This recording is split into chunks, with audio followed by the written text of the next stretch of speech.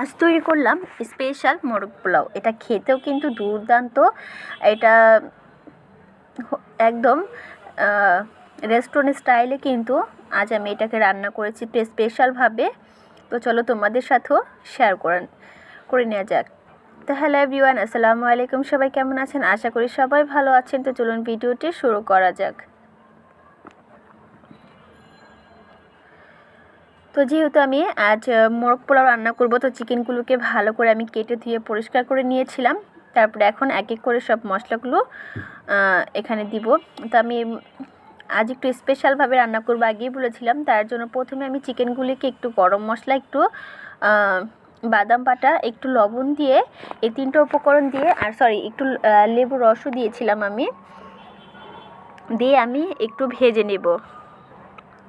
এভাবে রান্না করলে খেতে কিন্তু অসম্ভব মজার হয়। তো আমি কিন্তু প্রথমবার ভেজে তারপর তুলে নিয়েছিলাম, পরে আরেক ভাগ আমি দিয়েছি, দিয়ে আবারও ভেজে তুলে নিয়েছি। তারপরে আমি নতুন আলু এখানে দিয়ে দিয়েছি, এটাও আমি একটু ভেজে নেব। এখানে কিন্তু আমি একটু লবণ দিয়েছিলাম, অল্প একটু। তারপরে ভেজে এটাকেও উঠিয়ে নিয়েছি। তো এখন আমি রান্নার প্রসেসিংয়ে চলে যাব। তো প্রথমে একটা বেশ বড় একটা কড়াই নিয়ে নিয়েছি, মানে পাতিলা। তার মধ্যে বেশ খানিকটা তেল দিয়ে দিলাম, আর তেলটা একটু গরম হলে এখানে 2টা তেজপাতা আমি ইউজ করেছি। তারপরে এখানে বেশ খানিকটা পেঁয়াজ কুচিও দিয়ে দিয়েছি। এখন পেঁয়াজটাকে আমি ভালো করে বেরেস্তা করে নেব, আর বেরেস্তা করে আমি অর্ধেকটা কিন্তু তুলে রেখেছি, সেটা আবার পরে ব্যবহার করব তার জন্য। আর বাকি অর্ধেকটা দিয়ে আমি এখন পোলাওটা রান্না করব। তো এখানে আমি বেশ খানিকটা আদা রসুনের পেস্ট দিয়ে দিলাম, আর গরম মশলা, যে শাহি গরম মশলা গুঁড়োটা, সেটা এখানে আমি অ্যাড করেছি। তারপর ভালো মতো একটু কষিয়ে এখন আমি ওই যে ভেজে রেখেছিলাম চিকেন আর আলুটা এখানে আমি অ্যাড করে দিলাম। তারপরে একটু ভালো করে নাড়াচাড়া দিয়ে 2-3 মিনিট, তারপরে এখানে পরিমাণ মতো লবণ আর বেশ খানিকটা বাদাম বাটা দিয়ে দিয়েছি।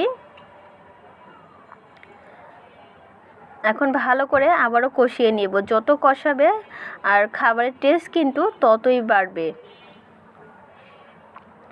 তো ভালোভাবে কষানো হয়ে গেলে এখন আমি এটা একটা স্পেশাল মশলা দিয়েছি আমি, তো সেটা দিয়েও আমি ভালোভাবে নাড়াচাড়া দিয়ে দিচ্ছি। তারপর পোলাও চালটা কিন্তু এটা আমি ওই যে পোলাও চালটা ভালোভাবে ধুয়ে পরিষ্কার করে নিয়েছিলাম, আর একটা জালির মধ্যে কিন্তু আমি ঝরতে দিয়েছিলাম যাতে পানিটা একদম না আসে। দেখো একদম ঝরঝরা হয়েছিল। তারপরে ভালো করে নাড়াচাড়া দিয়ে দিব, আর পুরো একটা লেবুর রস এটাকে এখানে আমি চিপে দিয়েছি, আর 2টা মিনি প্যাকেট যে গুঁড়ো দুধ ছিল সেটা আমি এখানে দিয়ে দিয়েছি। দেন তারপরে ভালো করে এটাকে 2 থেকে 3 মিনিট এভাবে কষিয়ে নিতে হবে। চালটাকে একেবারে ভাজা ভাজা করে নিতে হবে। যত ভাজা ভাজা হবে এর টেস্ট কিন্তু ততই বাড়বে। তো আমি এখানে ভালোভাবে দিয়ে এখন আমি যে পরিমাণে চাল নিয়েছিলাম তার ডাবল আমি পানি দিয়ে দিব। এখানে কিন্তু গরম পানি ছিল। তারপর আমি একটু নাড়াচাড়া দিয়ে এখন আমি বেশ খানিকটা কাঁচামরিচ দিয়ে দিয়েছিলাম। তো সেটা দিয়েও কিন্তু এখন আমি ভালো করে নাড়াচাড়া দিব। আর দেখো একটু পরে কিন্তু বলক চলে এসেছে। তারপরে একটু নাড়াচাড়া দিয়ে ঢাকনা দিয়ে ঢেকে রেখে দেব 5 মিনিট জন্য। দেখো 5 মিনিট পর কিন্তু পানিটা অলমোস্ট শুকিয়ে গিয়েছে।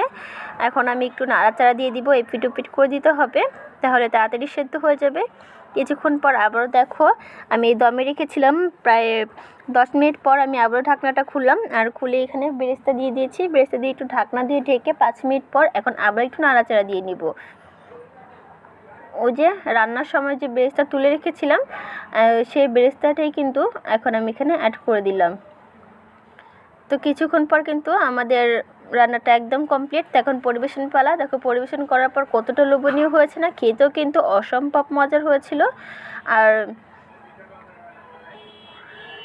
আমি এখানে কিছু বেরেস্তাও আমি এখানে পোলাওর মধ্যে উপরে অ্যাড করে দিলাম। দেখতে কিন্তু অনেকটাই লোভনীয় হয়েছে, খেতেও কিন্তু অসম্ভব মজার হয়েছে। চাইলে তোমরা একবার হলো এভাবে ট্রাই করে দেখতে পারো, খেতে কিন্তু দারুণ হয়, আর পুরো বাড়ি কিন্তু ঘ্রাণে মোমো করে। আর ভিডিওটি ভালো লাগলে লাইক, শেয়ার, কমেন্ট আর সাবস্ক্রাইব করে পাশে থাকবে। তো আল্লাহ হাফেজ।